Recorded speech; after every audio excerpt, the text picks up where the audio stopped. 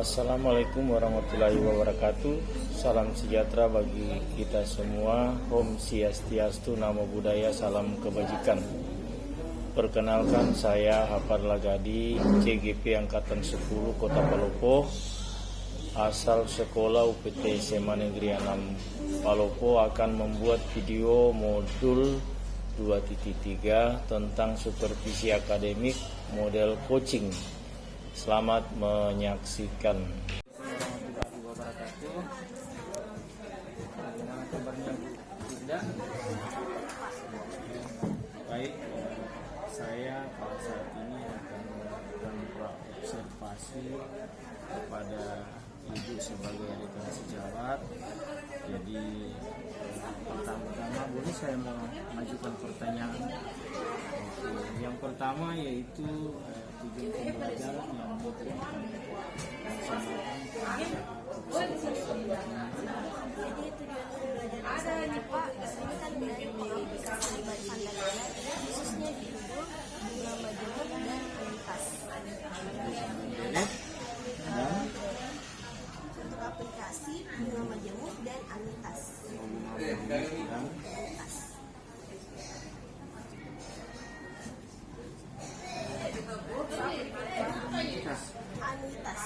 Anitas. Kemudian pertanyaan kedua, area pengembangan yang hendak dicapai untuk murid atau siswa.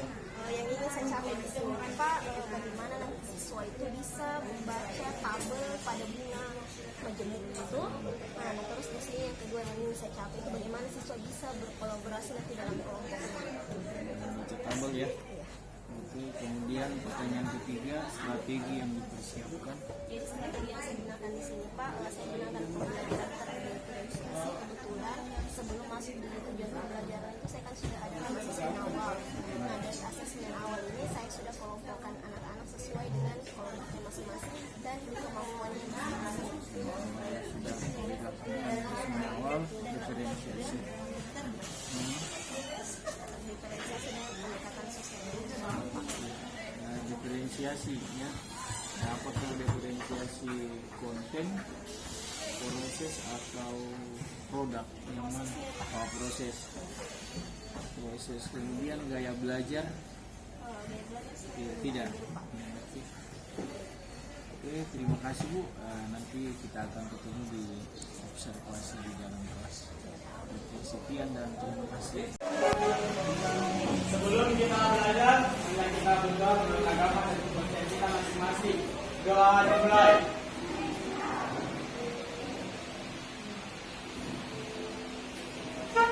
Doa selesai. Bersalam kepada Bu Guru. Assalamualaikum warahmatullahi wabarakatuh.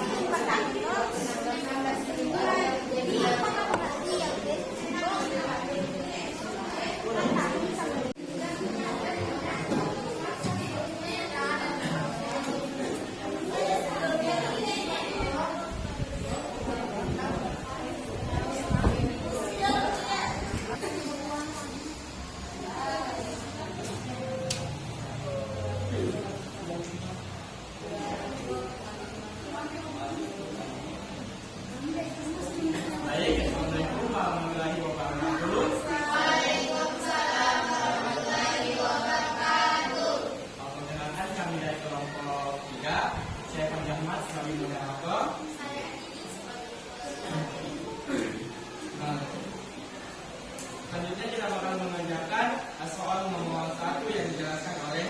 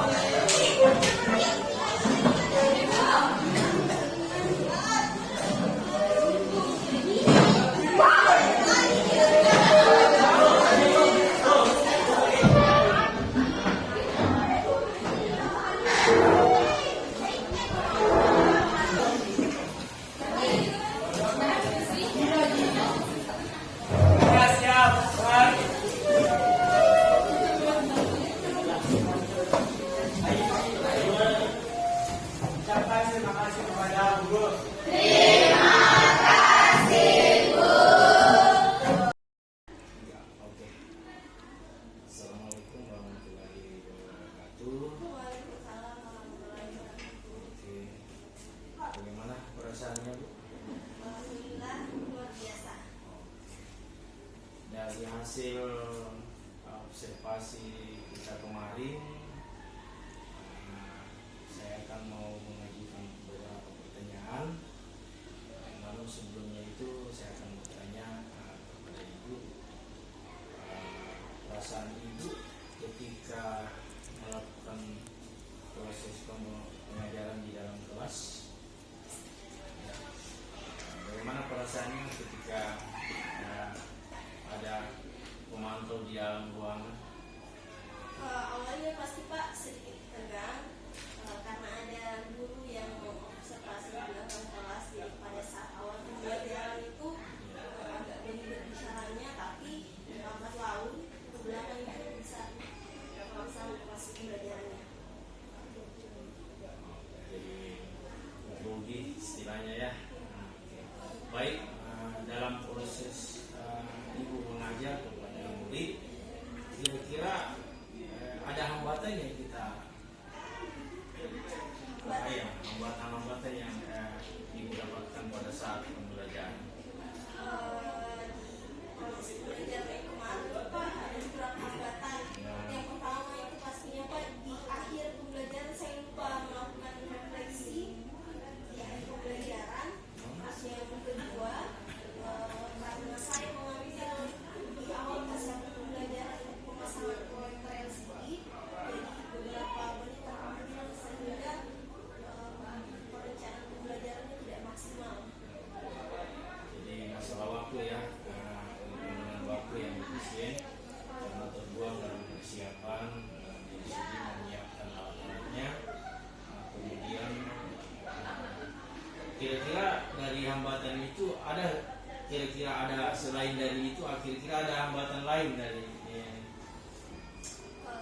Hambatan lain mungkin saya kurang memaksimalkan siswa Pak. Jadi saya hanya bertanya kepada siswa ketika proses pembelajaran, jadi yang menjawab itu hanya siswa yang bisa atau mampu pembelajaran saya, sehingga siswa lain itu kurang aktif di proses pembelajarannya. Dari pengamatan saya juga seperti itu. Tapi kira-kira dari hambatan-hambatan yang Ibu dapatkan itu, ada kira-kira solusi yang bisa Ibu lakukan untuk menyelesaikan hambatan-hambatan yang Ibu dapatkan dalam proses pembelajaran? Hambatan atau solusi dari itu Pak, yang pertama pastinya untuk pemasangan LCD atau proyektornya saya akan lakukan di sebelum mulai bel berbunyi. Apalagi kan jam matematika itu kan selesai jam sholat Pak, jadi saya bisa mengambil 5 jam sebelum bel berbunyi. Nah yang kedua itu mungkin saya akan memberikan kesempatan lagi lebih bebas kepada siswa lainnya. Apabila saya bertanya kepada siswa dan tidak ada siswa yang mau, saya bisa menunjuk. Jadi siswa itu diberikan lagi kesempatan dan kepercayaan diri untuk menjawab. Jadi dalam memberikan pertanyaan-pertanyaan, saya amati sebagian saja murid yang kita berikan kesempatan, yang seharusnya kita berikan kesempatan kepada semua peserta murid atau murid yang untuk akan menjawab pertanyaan-pertanyaan yang diajukan. Kemudian selain dari itu masih ada solusi dari hambatan atau masalah-masalah yang Ibu hadapi dalam proses pembelajaran, kalau sudah tidak ada. Kemudian kapan kira-kira ya Ibu akan laksanakan tentang proses solusi dari hambatan-hambatan yang Ibu hadapi dalam proses pembelajaran? Tentunya di proses pembelajaran selanjutnya Pak, jadi memaksimalkan lagi. Kalau dari catatan saya seperti itu, hampir sama dengan Ibu hadapi dalam proses pembelajaran. Hambatannya Ibu seperti yang saya catatkan di sini, dan mudah-mudahan ke depan dari hambatan-hambatan yang Ibu dapatkan dalam proses pembelajaran, kemudian solusi-solusi yang Ibu sudah tawarkan kepada saya, mudah-mudahan ke depannya Ibu akan laksanakan dan lebih baik dalam proses pembelajaran. Saya kira cukup untuk diskusi kita dalam refleksi kita dalam pasca observasi saat ini. Saya kira cukup sekian. Terima kasih banyak.